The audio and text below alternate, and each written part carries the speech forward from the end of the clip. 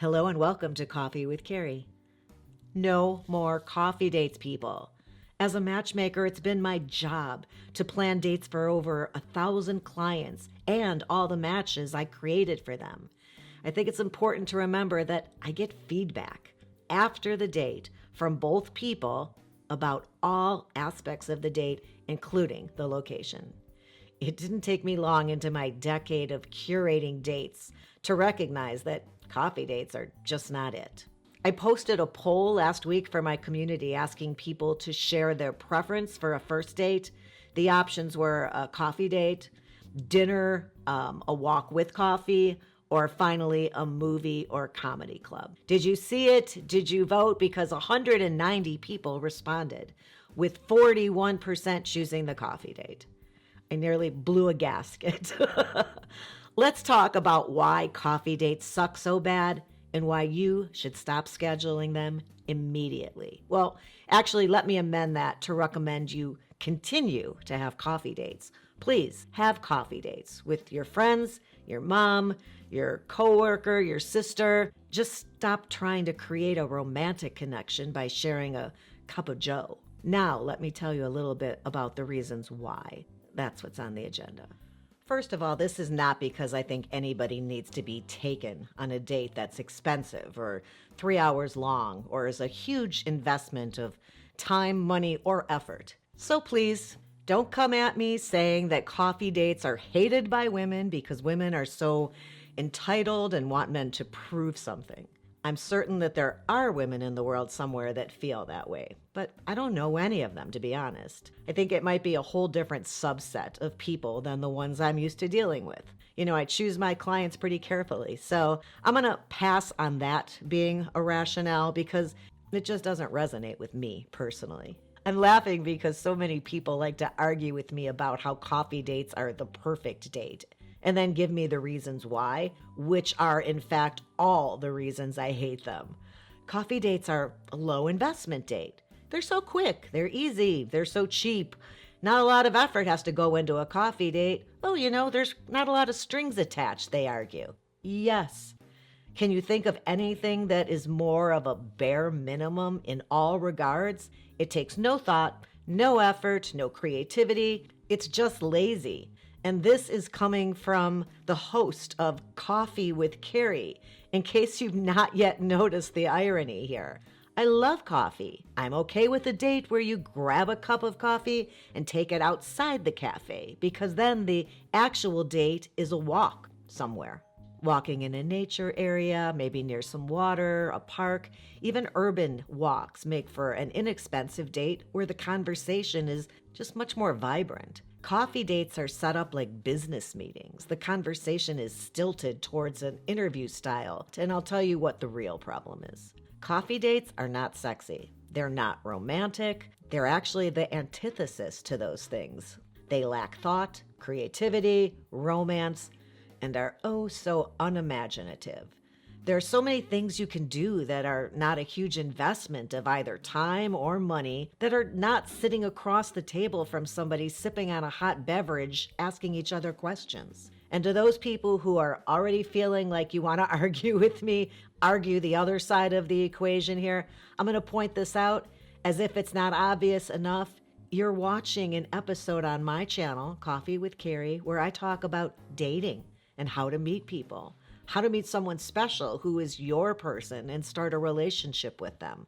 This isn't a channel where I talk about how to propose to your soulmate or how to make your marriage exciting, healthy, and last the test of time. By the way, I do think I have the answers to those questions, and that's because of the thousands of people who've shared their marriage stories with me. And also, I read a lot on the subject. But back to the reasons coffee dates are the absolute worst.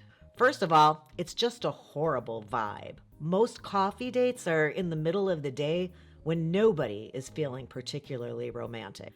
You're telling me that a soy latte or a tall black coffee makes you feel amorous? You think you can compare that to the places I search high and low for with my clients' first dates, places where it's all about the lighting, the mood, the ambiance, and the whole vibe of the place, so that there's romance in the air and they can feel themselves in that way. No. But I can get even more granular here for you and explain this to you in list form, which you know I like to do. 1. Let's talk about low investment. Nobody is invested after 45 minutes of sipping a hot beverage in near unison.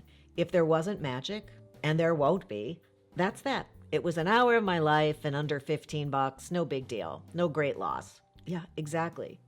Number 2, no strings attached. Nobody feels a romantic connection after chit-chatting in a very casual way that feels appropriate in that environment. Most likely you're sitting across from each other in that interview style that I always warn you against. Yeah, I know occasionally you'll get a 4-top table and you can share that corner as I recommend, but the conversation is still going to be very surface and probably a lot of questions going back and forth. Number 3, 0 effort. How hard is it to find a coffee shop when there is literally a Starbucks on every other corner and then a few charming little places scattered in between those with brave people determined to make a better coffee and create a cooler environment than that big corporate giant? Not like you were researching an awesome place to unleash your curiosity like I have to for clients, right? Number 4, low investment. Did you spend a lot of time thinking about what you were going to wear on this coffee date? Guys, did you pick out your nicest dress shirt and iron it? Ladies, did you lay out 2 really pretty sundresses on the bed trying to decide which one matches your mood and makes your eyes sparkle? Did y'all bother putting on a scent that you feel would maybe complement your pheromones and be attractive to another person in a romantic way? Ladies, who feels sexy in heels? Are you wearing heels to this date? Usually not. Did you have to carefully arrange your schedule to have an entire night open to invest in getting to know this person? Did you carve out a valuable night of your week with hopes that this person might be worth it in a really big way? Number 5, cheap.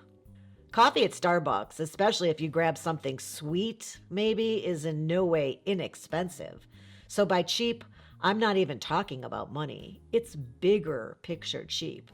Financially, 2 glasses of wine and some bruschetta is not a lot more money, but that's definitely a lot more romantic and way less cheap.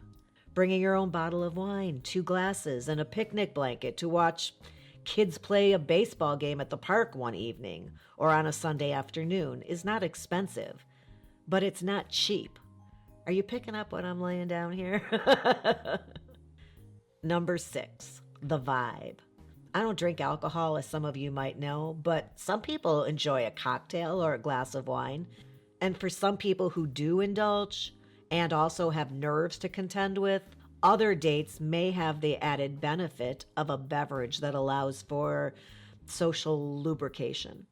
Those nerves seem to melt away for a lot of people with 1 glass of Merlot. It becomes easier for them to open up and share more about themselves with someone that they're just getting to know. And if you can't do that naturally, and you're not against alcohol for any particular reason, many people find that a positive that coffee's definitely not going to supply. But I'm not talking about getting drunk or drinking. That's so not important on any of the dates I'm planning, but with coffee, you're more likely to encounter a caffeine buzz. Didn't you already have a cup or 2 this morning to help you wake up? And also, some people get jittery, and the conversation seems to speed up along with nerves, which makes everything just start to go out of control for some people.